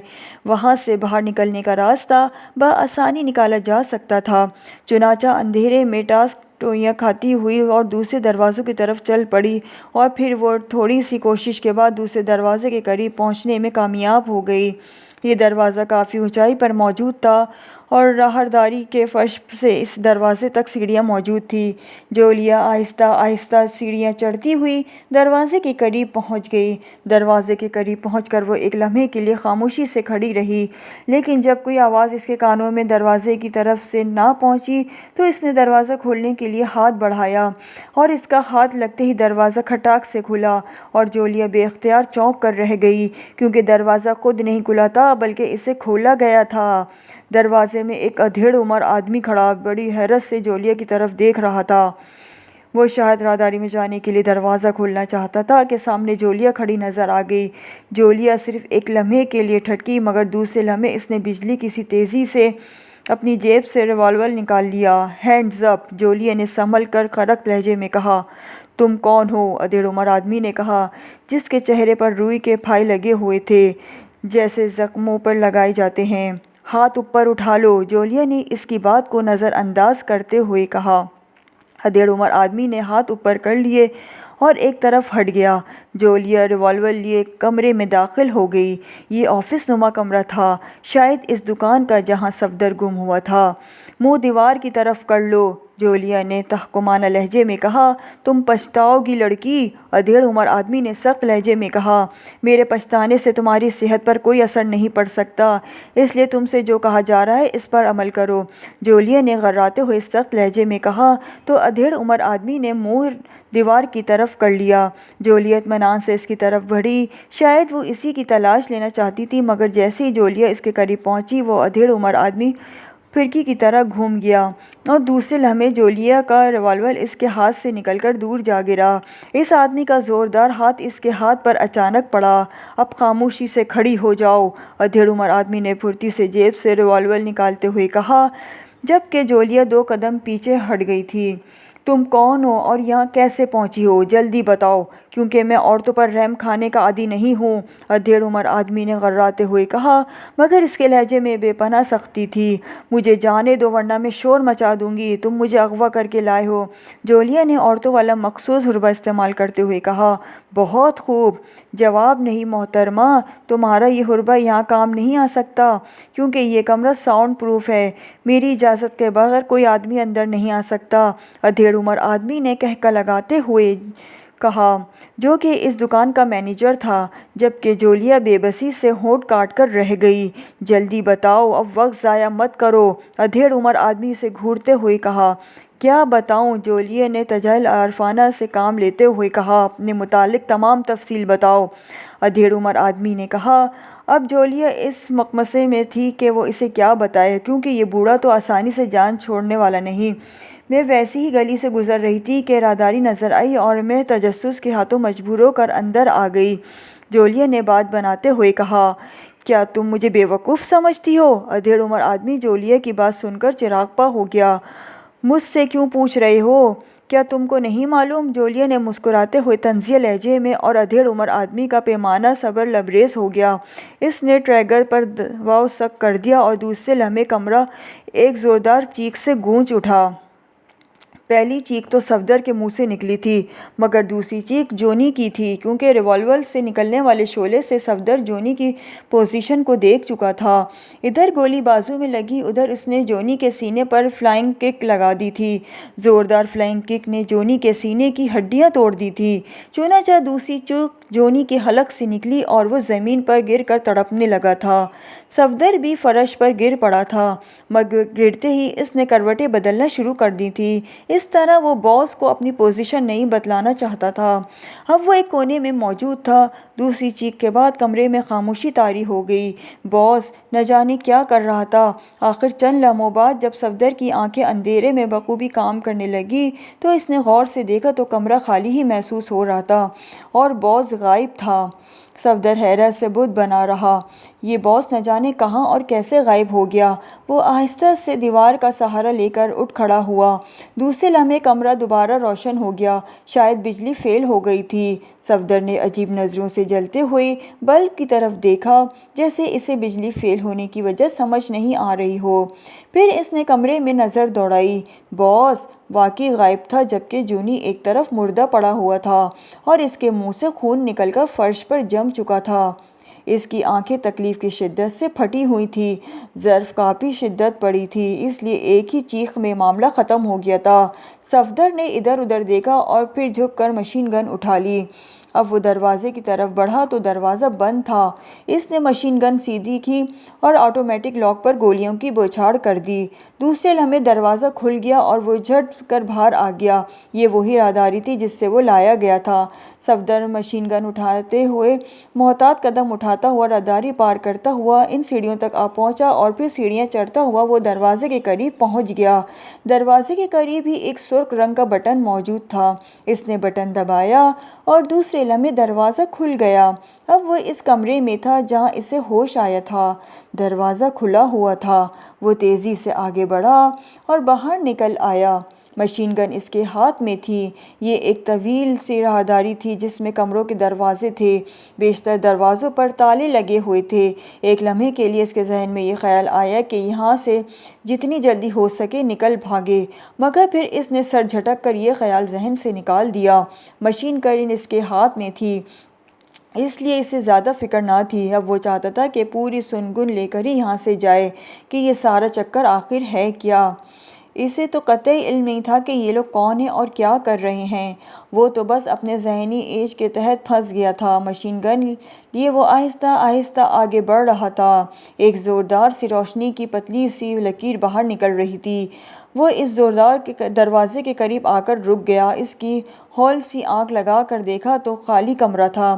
جب اس نے آہستہ سے دروازہ کو دبایا تو دروازہ بے آواز کھلتا چلا گیا اور صفدر مشین گن لیے اندر داخل ہو گیا۔ کمرہ واقعی خالی تھا۔ صفدر نے دروازہ بند کیا اور کمرے میں آگے بڑھ آیا۔ سامنے ایک اور دروازہ موجود تھا۔ وہ آہستہ آہستہ قدم اٹھاتا ہوا اس دروازے کے قریب پہنچا اور پھر اس کے کانوں میں کسی کے بولنے کی ہلکی ہلکی آواز آنے لگی۔ اس نے دروازے کو دبایا، مگر دروازہ اندر سے بند تھا۔ اس نے یہاں بھی ہول والا حربہ آزمایا، لیکن ہول سے دیکھنے والے سوائے ایک رنگین پردے کے کچھ نظر نہ آیا۔ دروازے کے سامنے سرخ رنگ کا پردہ تھا۔ اس نے اب ہول سے اپنے کان لگا دیے۔ اب آواز قدرے واضح ہو گئی، لیکن پوری بات کا مطلب اب بھی اس کے سمجھ میں نہیں آ رہا تھا۔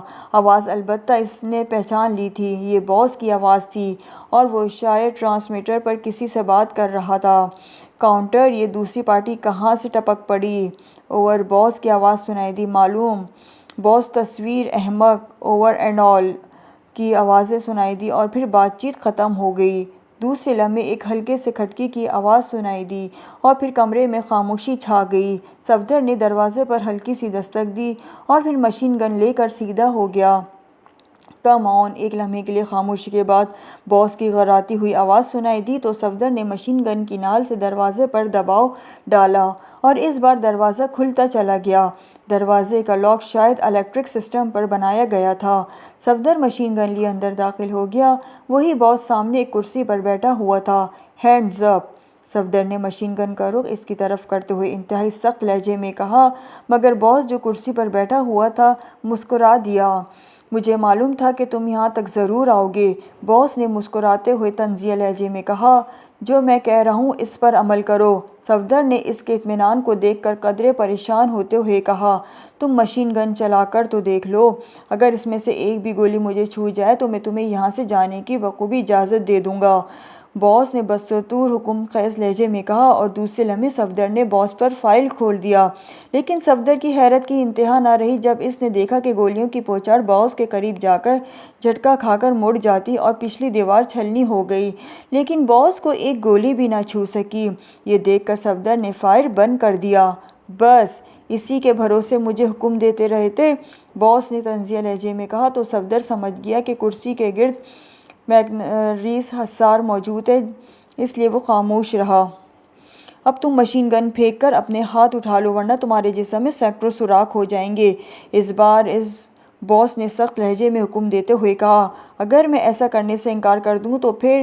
صفدر نے لاپرواہی سے جواب دیا۔ انکار کرنے سے پہلے ذرا ارد گرد ضرور دیکھ لو، باس نے مسکراتے ہوئے کہا اور پھر کرسی سے بازو پر جس پر اس کے ہاتھ رکھا ہوا تھا ذرا سا دبا دیا اور پھر صفدر کو یہ نظارہ دیکھ کر مشین گن پھینکنی پڑی، کیونکہ کمرے کی دیواروں میں چاروں طرف مشین گنوں کی نالیں باہر نکلی ہوئی تھیں جن کا رخ صفدر کی طرف تھا۔ صفدر نے مشین گن پھینک کر ہاتھ اٹھا دیے۔ دوسرے ہی لمحے دروازہ دوبارہ کھلا اور پھر 3 تندرست آدمی اندر داخل ہوئے اور انہوں نے صفدر کو اچھی طرح رسیوں سے کس کر ایک ستون سے باندھ دیا۔ صفدر نے بہت چاہا کہ وہ ان سے الجھ جائے اور شاید اس طرح اسے یہاں سے بچ نکلنے کا موقع مل جائے، مگر وہ آدمی انتہائی محتاط واقع ہوئے تھے۔ انہوں نے صفدر کو ذرا سا بھی موقع نہ دیا اور صفدر کو ستون سے اچھی طرح باندھ کر واپس چلے گئے۔ ان کے جانے کے بعد دروازہ پھر بند ہو گیا تھا اور باس اب کرسی سے اٹھ کر آگے بڑھ آیا۔ تمہاری موت میں اب صرف چند لمحے باقی رہ گئے ہیں، اگر تم اپنے متعلق سب کچھ بتلا دو تو شاید میں تمہیں معاف کر دوں، باس نے اس کے قریب آتے ہوئے کہا۔ میں تمہیں سب کچھ بتلانے کو تیار ہوں، کیونکہ مجھے اچھی طرح معلوم ہو گیا ہے تم کتنے ترقی یافتہ اور کتنے طاقتور ہو۔ میں تمہاری عظمت کو سلام کرتا ہوں، صفدر نے کہا۔ اس کا لہجہ انتہائی شکست خوردہ ہو چکا تھا اور اس گروہ اور خصوصاً باس سے انتہائی مرعوب ہو گیا تھا۔ اب تم نے اس حقیقت پسندی سے کام لیا ہے، باس نے مسکراتے ہوئے جواب دیا۔ دنیا کے ہر انسان کی طرح شاید وہ بھی خوشامد پسند واقع ہوا تھا، لیکن میری ایک شرط ہے، تم مجھے اپنے گروپ میں شامل کر لو، میں تمہاری سرگوشی میں کام کرنا فخر محسوس کروں گا، صفدر نے مسکین سے لہجے میں کہا۔ اس بات کے بعد میں فیصلہ کیا جائے گا کہ تمہیں گروپ میں شامل کرنا چاہیے یا نہیں، باس نے بڑے تاخیر سے جواب دیا۔ ٹھیک ہے، بہرحال یہ میری درخواست تھی، تمہاری مرضی، اسے قبول کرو یا نہ کرو، بہرحال میں تمہیں سب کچھ بتا دیتا ہوں، صفدر نے ہتھیار ڈالتے ہوئے کہا۔ جلدی بتلاؤ، مجھے اور بھی بہت سے کام ہیں، میں وقت ضائع کرنا پسند نہیں کرتا، باس نے بڑے رعب دار لہجے میں کہا۔ میرا نام صفدر سعید ہے اور میں کنکسن روڈ کے فلیٹ نمبر 104 میں رہتا ہوں۔ بلیک میلنگ میرا پیشہ ہے اور میں ادھر ادھر سے مختلف لوگوں کے سیکریٹس چوری کر کے انہیں بلیک میل کرتا رہتا ہوں، اکیلا کام کرتا ہوں، کیوں مجھے ایسا گروپ اب تک نظر نہیں آیا، जिसे मैं अपने से ऊंचा समझ सकूं। मैं दुकान में खड़ा शॉपिंग कर रहा था कि एक नौजवान जिसके चेहरे से इंतहाई परेशानी ज़ाहिर हो रही थी मुझे मैनेजर के ऑफिस में जाता हुआ नज़र आया। क्योंकि मेरा पेशा ऐसा है कि मुझे फेस रीडिंग में महारत हासिल है, इसलिए नौजवान के चेहरे पर नज़र पड़ते ही मैं खटक गया कि बात कुछ मशकूक है। मैं इस मौके से फ़ायदा उठाना चाहता था। चुनांचे सूरत हाल का अंदाज़ा करने के लिए मैं मैनेजर के ऑफ़िस में दाखिल हुआ, मगर अभी मैं कुछ देख भी न सका था कि मेरे सर पर चोट लगाकर मुझे बेहोश कर दिया गया। इसके बाद मुझे होश आया तो मैं यहाँ मौजूद था और अब तक की सूरत हाल तुम्हारे सामने है, सफदर ने तफसील बताते हुए कहा। बॉस, जो बड़ी दिलचस्पी से ये तफसील सुन रहा था, चंद लम्हे खामोश रहा और फिर इसने टहलना शुरू कर दिया जैसे वो कुछ सोच रहा हो। अगर तुम्हारी कहानी गलत साबित हुई तो, बॉस ने रुक कर कदरे करक लहजे में कहा, तो बेशक मुझे गोली मार देना, सफदर ने लापरवाही से जवाब दिया। बॉस चंद लम्हे बगौर सफदर की आंखों में देखता रहा। इसकी आंखों से तेज़ रोशनी निकल रही थी। सफदर को अपने जहन में कोई चीज़ सरसराती हुई महसूस हुई, जैसे कोई कीड़ा चल रहा हो। इसने ब्लैकमेलिंग वाले आइडिया को जहन में जमा कर निगाहें बॉस की आंखों में डाले रखी। चंद लम्हों बाद सरसराहट रुक गई और बॉस ने एक झटके से नज़रें हटा ली। तुम सच्चे मालूम हो रहे हो, बॉस ने आहिस्ता से कहा, जैसे वो खुद से बातें कर रहा हो। जबकि सफदर खामोश रहा, वैसे वो दिल ही दिल में अपनी जहनी क़ुव्वत पर खुश हो रहा था, जिसके ज़रिए वो बॉस को धोखा देने में कामयाब हो गया था। तुम मेरे ग्रुप में क्यों शामिल होना चाहते हो, बॉस ने अचानक सफदर से मुखातिब होकर पूछा। इसलिए कि तुम मेरे मयार से कहीं ज़्यादा ऊँचे और तरक्की याफ्ता हो। मैं अकेला हूँ और मुझे हर वक्त गिरफ्तारी का ख़तरा रहता है, इसलिए मैं चाहता हूँ कि किसी ताकतवर ग्रुप में शामिल हो जाऊँ जो मेरी हिफाजत कर सके, सफदर ने जवाब देते हुए कहा। मगर तुम हमारे किस काम आ सकते हो, बॉस ने तंज़िया लहजे में पूछा। जो काम तुम कहो मैं करके दिखाऊंगा। तुम गैर मुल्की और मकामी हो और फिर ब्लैकमेलर होने की हैसियत से मुझे यहाँ की हर अहम शख्सियत और हर आदमी के मुतालिक अच्छी तरह इल्म है कि कौन क्या है और किसकी क्या सरगर्मियाँ हैं, सफदर ने आइडिया पेश करते हुए कहा। बॉस ने हंकारा भरा और फिर गहरी सोच में डूब गया, जैसे वो फैसला न कर पा रहा हो कि वो सफदर के मुतालिक क्या फ़ैसला करे। इसका क्या सबूत है कि तुम हमारे ग्रुप के लिए वफ़ादार रहोगे, बॉस ने सफदर से पूछा। इसके लिए तुम जिस किस्म का भी इत्मीनान करना चाहो कर सकते हो, सफदर ने जवाब दिया। इससे पहले कि बॉस कोई जवाब देता, कमरे में हल्की सी सीटी बजने लगी और बॉस दोबारा कुर्सी पर जा बैठ गया। इसने कुर्सी के बाजू पर दबाव डाला तो सामने की दीवार रोशन हो गई और वहाँ एक आदमी, जिसका तमाम चेहरा ज़ख्मों से पुर था, अपने कंधे पर एक आदमी को उठाए हुए खड़ा था। लदे हुए आदमी का मुंह पुष्ट की तरफ था, इसलिए सफदर ने ये ना देख सका कि वो कौन है। बॉस ने दोबारा दबाव डालकर स्क्रीन बंद कर दी और फिर इसकी आवाज़ गूंजी, कम ऑन, बॉस ने कहा तो सफदर समझ गया कि ये सिस्टम क्या है। सफदर को भी वो इसी तरह स्क्रीन पर पहले देख चुका था, चुनांचे इसने पहले ही अपनी हिफाजत का इंतज़ाम कर लिया था। फिर चंद लम्हों बाद दरवाज़ा खुला और वो आदमी अंदर दाखिल हुआ। वाइट लाइट इस आदमी के अंदर दाखिल होकर मौदवाना लहजे में कहा, नंबर 11, ये कौन है, बॉस ने हैरत से पूछा। और फिर नंबर 11 ने अपने कंधे पर लदे हुए बेहोश आदमी को बॉस के सामने फ़र्श पर लिटा दिया। सफदर ये देखकर चौंक पड़ा कि सिद्दीकी था। वो इसके माथे पर बड़ा सा गोमड़ा बड़ा हुआ था। बॉस, ये आदमी इसके मुतालिक पूछता हुआ आया था। बड़ी मुश्किल से इसे तरकीब नंबर 12 के तहत बेहोश किया गया है, नंबर 11 ने सफदर की तरफ इशारा करते हुए कहा। तो बॉस चौंक पड़ा, इसके मुतालिक पूछता हुआ, तो क्या ये इसका साथी है, बॉस ने हैरत भरे लहजे में कहा। मालूम तो ऐसा ही होता है बॉस, नंबर 11 ने जवाब दिया। तो सफदर सोचने लगा कि ये बुरा हुआ, अब इस बॉस इसके मुतालिक मशकूक हो जाएगा। तुम तो कह रहे थे कि तुम्हारा कोई साथी नहीं है, फिर ये कहाँ से पैदा हो गया, बॉस ने तंज़िया लहजे में सफदर से मुखातिब होकर पूछा। ये मेरा साथी नहीं है बल्कि मेरा मुखबर है, मुझे मालूमात फ़रोग़ करता है, सफदर ने एक और हुर्बा इस्तेमाल करते हुए कहा। ठीक है नंबर 11, तुम जाओ और सुनो ऑपरेशन के मुतालिक कोई रिपोर्ट आते ही मुझे इत्तला करना, बॉस ने नंबर 11 को हुक्म देते हुए कहा। ओके बॉस, नंबर 11 ने जवाब दिया और वो फिर वापस मुड़ गया। इसके जाते ही दरवाज़ा दोबारा बंद हो गया।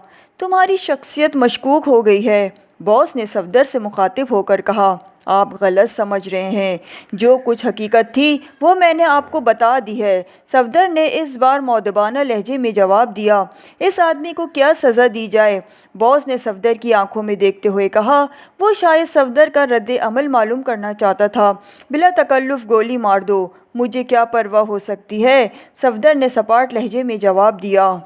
ठीक है, तुम खुद ही इसे गोली मारोगे, ये तुम्हारी वफ़ादारी का इम्तिहान भी है, और अगर तुम इस इम्तिहान में कामयाब हो गए तो मैं तुम्हें अपने ग्रुप में शामिल कर लूँगा, वरना तुम्हारा अंजाम तो ज़ाहिर है, बॉस ने फैसलाकुन लहजे में कहा। मगर सफदर खामोश रहा। वो अजीब सिचुएशन में फंस गया था।